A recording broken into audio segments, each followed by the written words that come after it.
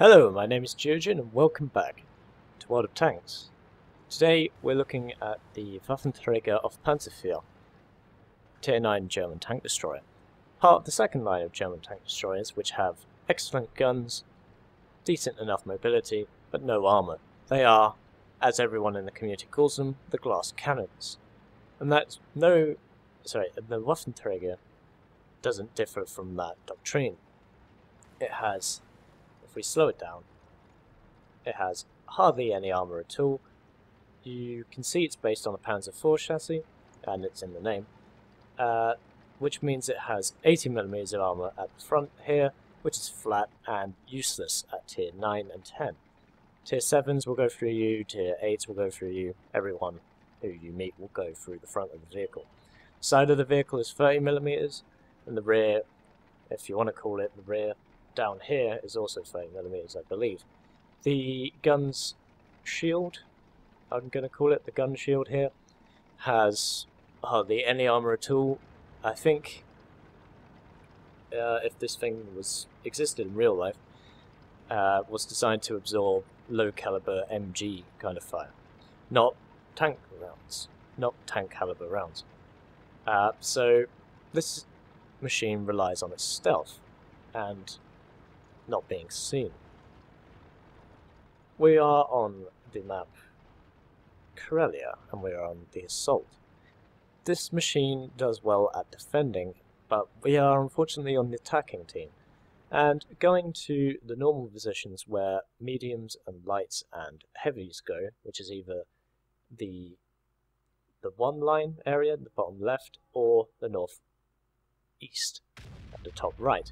This would be a foolish idea, considering as soon as we're spotted, we will be instantly destroyed, because our armour will not save us at all. So instead I will go up here to where the artillery sits, and sit behind these trees, and wait for the enemy to be spotted by my forward observers. We see a we don't see a Waffenträger. We are the Waffenträger. We see an Afghan's Panzer IV, and we put a decent shell into him, and he goes down. We realign ourselves just in case we got spotted, and try and get a shot on the next target, which is either a T-71 or a very dangerous player in the M46 pattern.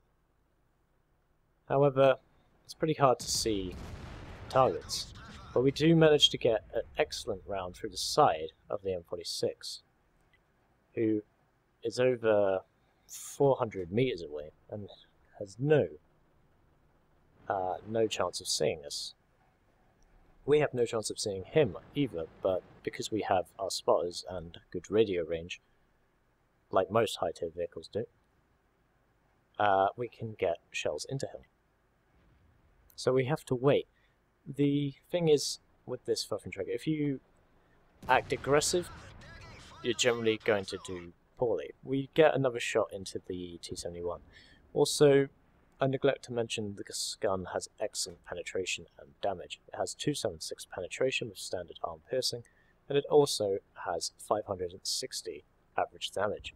As you can see, we did just over the average damage roll with the T-71, 570.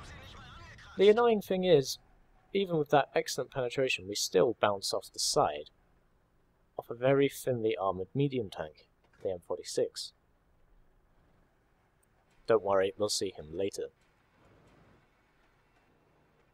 We realign and we see a T-54E1 coming up the hill. Unfortunately, the shell misses. It is in extreme range, even if the gun is quite accurate. Super Pershing now. We switch back and forth between the Super Pershing and the KV. KV-4 is a much more open target right now, and I should realise this in a few moments. However, oh, that really pissed off that guy in the M46. He was spotted, and then he stealthed, and then I didn't spot him, but I managed to predict his movements and fire ahead of him, and the shell went straight through the side of his vehicle and knocked him out. We managed to get 2 shots into the KV-4 and finish him off. We're at 2,700 damage done. However, our team is losing by 1 tank. T-54-1 is open in the field, and we plan a shell into him. We look for the next shell. Reloading. He goes behind cover. You see him again. Again, behind cover. So we have to move out of our vantage position. He takes out our artillery, which now means we're still 1 tank down, even though we did manage to kill one of their vehicles. So the position is now compromised. I would have expected a T-54-1 to go round and try and hunt me. However, I think he knows better than that. And I get stuck in water. Of course, water slows down all vehicles, but especially low rising ones. And I didn't realise this. Pause slightly. I didn't realise that when you are drowning, you cannot rotate the turret in these kinds of vehicles. And I was unable to fire the weapon. So I have to back out, but then I don't have enough gun depression. And go back in. I have to get out of the water before I can turn the gun and put it onto the target. And I miss the first shot, and it damages my gun, which I have to repair. Second shot, doesn't miss, and we take him out. 3 kills to our name. We are now losing 2 tanks. The enemy have 2 tank advantage compared to us.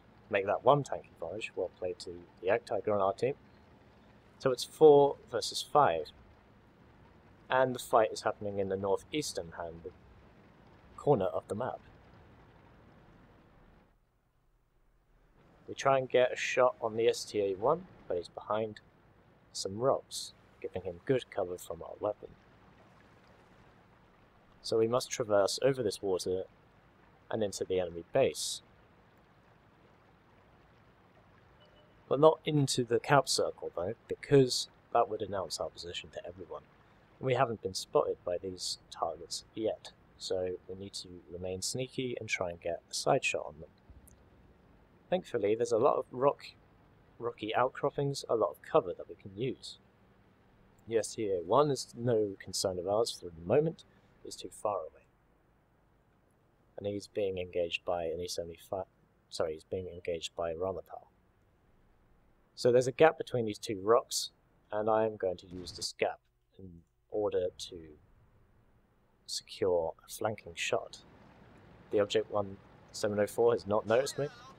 I decide to remove the lower health target first.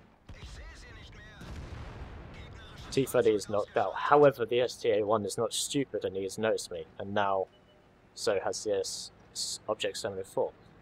Pause. Right now I'm thinking there's an Object 704 and an STA-1. I'm being attacked from 2 sides, but they are in front of me. What I fail to notice right now is that there is a Batchat 155-55 artillery back here, and you can see he is looking for a shot. I'll give you a better angle. You can definitely see he is aligning his tank and his turret in order to take me out, which is the right thing to do considering I have no idea he's there. Anyhow, let's go back to me and the situation. We get hit again by the STA-1. We can't see him, but now I notice that there's a Batchat 155. He fires at us and we fire at him. His shell goes nowhere near us, but unfortunately our shell goes above him. He has 440 hit points, and in theory we should have one-shot killed him if the gun had hit. We keep getting peppered by STA-1 fire. And we see the Object 74. We plant a shell just above his gun mantlet, meaning that his armor is slightly weaker and we go straight through. Now, the next shot, however, that is a poorly aimed shot because the angle underneath the mantlet is very thick. And we get knocked out by the STA-1. The game was going so well for us up to that point. I believe the artillery would have knocked us out anyhow. Or did the M12? I didn't see. Did the M12 do damage to me? We hadn't seen him the entire game. And he he has got a kill, so he is active. But I know the STA-1 knocked me out, and the artillery definitely helped secure our defeat. Unfortunately, the Object 74 knocks out the Rheinmetall Borsig. And that was a 4,000 damage defeat. I hope you enjoyed the video today. And as always, I've been Geogen, and I'll see you, chaps and chapettes, in the next one.